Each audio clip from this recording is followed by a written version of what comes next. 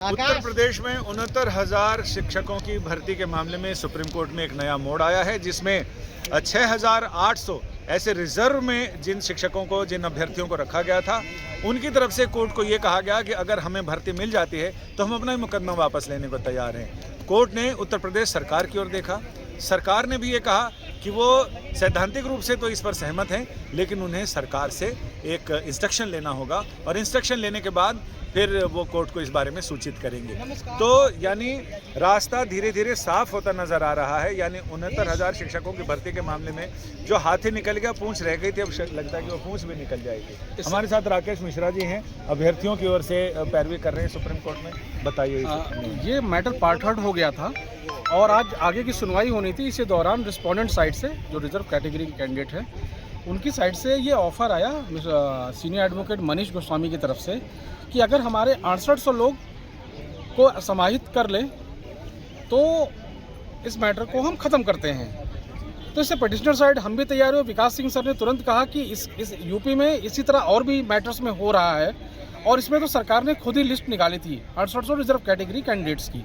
अगर उनको मिल जाता है तो ये मैटर ख़त्म हो सकता है। इस पर कोर्ट ने कहा 6800 या इसके अलावा और भी कोई मेरिट में आ रहा है तो देख लीजिए आप कितने तक को दे सकते हैं। मतलब कोर्ट तो कह रही है कम से कम 10% तो कर ही सकते हैं, तो रफली ये 10 हो रहा है। आप कितना और कर सकते हैं ये बताइए। अगर मेरिट में कोई और भी क्लेम कर रहा है तो हम उसको भी मना नहीं कर सकते हैं। ये जस्टिस दत्ता के शब्द हैं। तो ये हाई कोर्ट में सिंगल बेंच यानी एकल जज पीठ और डिवीजन बेंच, इन दोनों ने आपकी इस मामले में आप लोगों की जो अभ्यर्थना थी उसको स्ट्रक डाउन कर दिया था, यानी वहाँ से निराशा हाथ लगी और सुप्रीम कोर्ट से आपको आंसू लगा। ये हमारी मतलब आप कहेंगे जनरल कैटेगरी कैंडिडेट्स की ये कोई मतलब हमारा तरफ से कुछ नहीं था।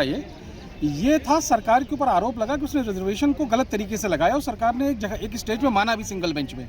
तो उसी दौरान 6800 रिजर्व कैटेगरी कैंडिडेट को सरकार लाई कि इतनी गलती हुई है, इतने लोगों को हम कर रहे हैं, जिसको सिंगल बेंच जस्टिस राजन रॉय को उसने स्टे किया था और अल्टीमेटली इस मैटर की सिंगल बेंच ने इसको स्ट्रक डाउन कर दिया और डिवीजन बेंच ने दोनों ही लिस्ट स्ट्रक डाउन कर दी। वैसे लगता है राकेश जी गुंजाइश तो और भी ज्यादा लोगों की बन रही है, क्योंकि रिटायर भी तो हुए होंगे इतने साल में बहुत सारे शिक्षक। नहीं, वो एक अलग चीज है कि 1,26,000 ऑन रिकॉर्ड है स्टेट का। ये कहना कि हमारे पास भर्ती मतलब लोगों की कमी है, इतनी भर्ती हो सकती है। हमारे साथ कुछ अभ्यर्थी भी हैं, कितनी बड़ी राहत महसूस कर रहे हैं सरकार के इस। सर ये 69,000। नाम बताओ पहले। मेरा नाम सर आकाश प्रताप सिंह है। हाँ। इस मुकदमे को मैं भी लड़ रहा हूँ।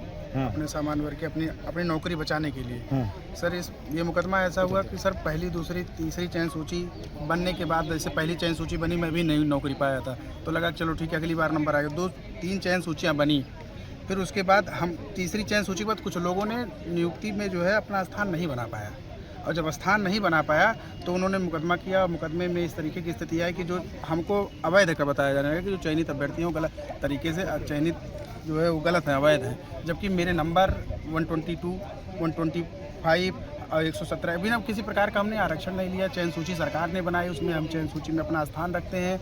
अच्छे अंक हमारे थे, लेकिन एक जो है गलत तरीके से आरोप लगाया गया और इसकी वजह से जब डबल बेंच ने आदेश कर दिया तो अप्रत्यक्ष रूप से हम बाहर होने लगे थे कि जबकि चयन सूची पूरी बनी है, उम्र भी निकली जा रही थी। हाँ सर, और बाकी सर जो है अब आज कोर्ट ने ये राहत दी अगर किसी को नौकरी मिल जा रही है तो हमको दिक्कत, लेकिन हमने कोई अपराध नहीं किया, हमने अच्छे अंक अर्जित किए हैं।